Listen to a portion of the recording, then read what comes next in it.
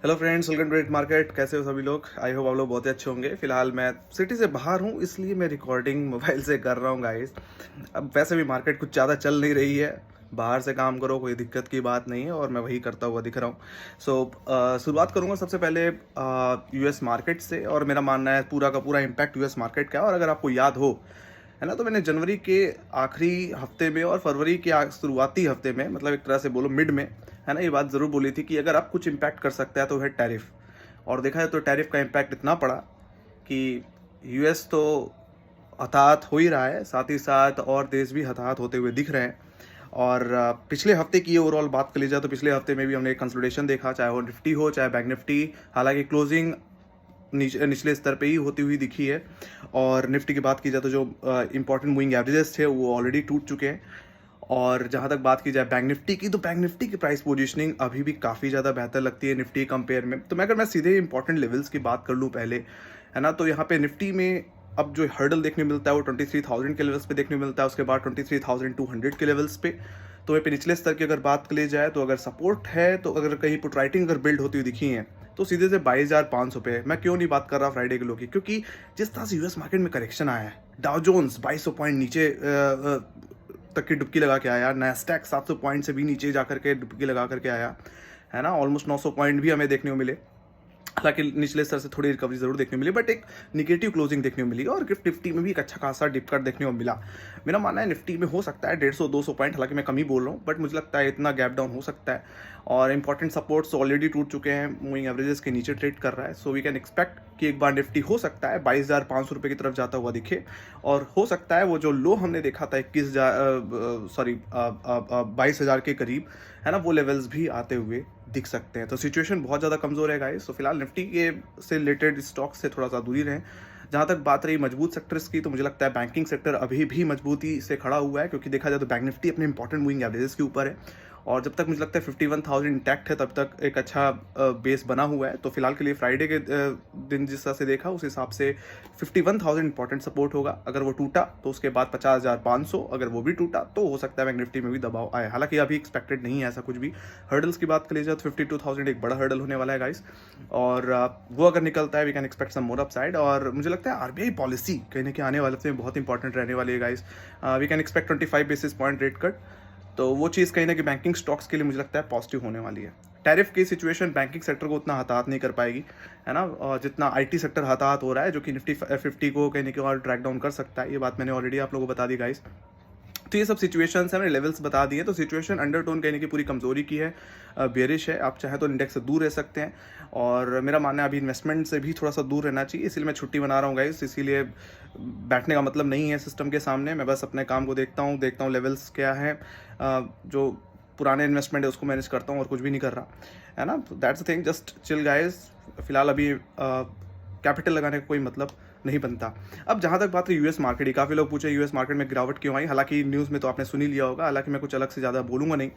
But ये report आपको मेरे वेबसाइट पे मिल जाएगी, हमारी वेबसाइट पे, official website www.8bitmarket.in। News section में जाएंगे तो आपको सारी वजहें मिल जाएगी। फिर भी मैं कॉमन वजह की अगर बात करूँ तो टैरिफ ऑलरेडी मैंने बता चुका हूँ। और ये सिचुएशन और गर्मा गर्मी पकड़ चुकी है। मैं एक तरह से बोलूँ ट्रेड वॉर अब छिड़ चुका है। लोग कह रहे हैं ट्रेड वॉर हो सकता है, ट्रेड वॉर ऑलरेडी छिड़ चुका है। चाइना ऑलरेडी कहने की 34% का टैरिफ लगा चुका है। उसी का इम्पैक्ट है जिसकी वजह से आपने यूएस मार्केट में करेक्शन देखा फ्राइडे के दिन।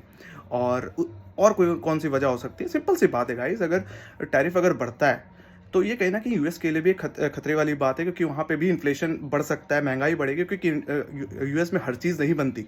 एक बड़ा हब है चाइना, जहाँ से इलेक्ट्रॉनिक अप्लायंसेस जाते हैं, चाहे वो रॉ मटेरियल हो चाहे वो फिनिश्ड प्रोडक्ट हो, चाइना से जाता है ना। तो मेरा मानना है ये सिचुएशन कहीं ना कहीं और दिक्कत कर सकती है। तो इन्फ्लेशन बढ़ने का खतरा रहेगा।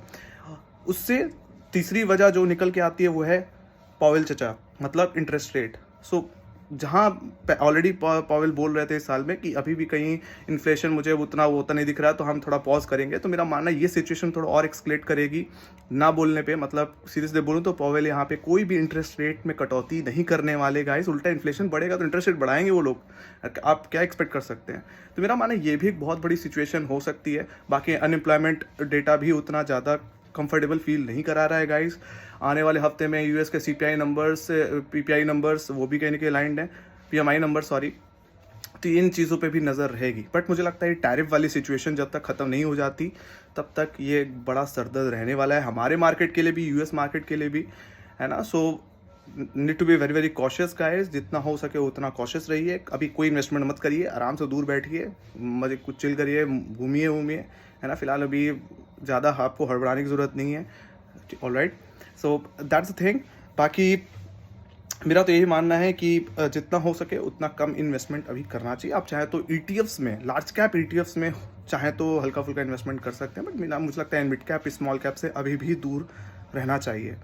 तो ये सब सिचुएशंस थी गाइस। बाकी मैं अपडेट्स ऐसे देता रहूँगा। बाकी आपको हमारी जितनी भी अपडेट्स हैं, न्यूज़ अपडेट्स हैं, वो सारी हम अब लगातार दे रहे हैं गाइस। अभी फ़िलहाल हम यूट्यूब पे उतना एक्टिव नहीं है, क्योंकि होस्ट मैं ही करता हूँ। बाकी जहाँ तक बात रही सोशल मीडिया हैंडल्स की, चाहे वो ट्विटर हो, स्टॉक ट्वीट्स हो, टेलीग्राम हो, इंस्टाग्राम हो, हर जगह हम कहीं ना कहीं सारी न्यूज़ कवर कर रहे हैं, जो कि आपके लिए बहुत इंपॉर्टेंट है समझना। उन सब चीज़ों को हम कवर कर रहे हैं। बाकी निफ्टी, बैंक निफ्टी में अगर आप रिस्क नहीं ले सकते तो फिलहाल अवॉइड भी कर सकते हैं, कोई दिक्कत की बात नहीं है। सो मेरा ओवरऑल जो कंक्लूजन यही है कि हमें फिलहाल थोड़ा सा कॉशियस रहने की ज़रूरत है। थोड़ा चाहो तो दूर रह सकते हो। बाकी मुझे लगता है मार्केट में अभी भी एक कंसोलिडेशन रहेगा। बाकी अगर मैं अपनी प्रिडिक्शन की बात करूं तो मेरा मानना है निफ्टी में करेक्शन और बढ़ सकती है। We can expect maximum to maximum 7 to 10% correction और यहाँ से आ सकती है करंट प्राइस से। सो मुझे लगता है दूर रहना चाहिए। मुझे लगता है 21,500 रुपये, 21,000 तक भी निफ्टी जा सकता है, जिस तरह की करंट सिचुएशन बनी हुई है। ऑलराइट, इससे भी पहले हमने बड़ी बड़ी प्रिडिक्शन की हैं। ऑलराइट, तो आप समझ ही सकते हैं। So that's a thing guys. So दूर रहिए, मज़े में रहिए, इन्वेस्टमेंट अभी ज़्यादा नहीं करिए। ऑलराइट, या तो स्टॉक स्पेसिफिक आके प्ले आउट कर सकते हैं यार। अगर आप बहुत बड़े ट्रेडर हैं तो आप इंट्राडे ट्रेडिंग करके चल सकते हैं, स्कैल्पिंग करके चल सकते हैं। बट फिलहाल अभी कोई बहुत बड़ी उम्मीद नहीं रखनी चाहिए, कोई बहुत बड़ी तेज़ी को लेकर के, है ना। You can play sectoral basis, alright, news basis, alright. वो अपडेट्स हम अपने सोशल मीडिया हैंडल्स पे दे रहे हैं। सो इसी के साथ guys, thank you very much for watching. इसी के साथ बाय बाय।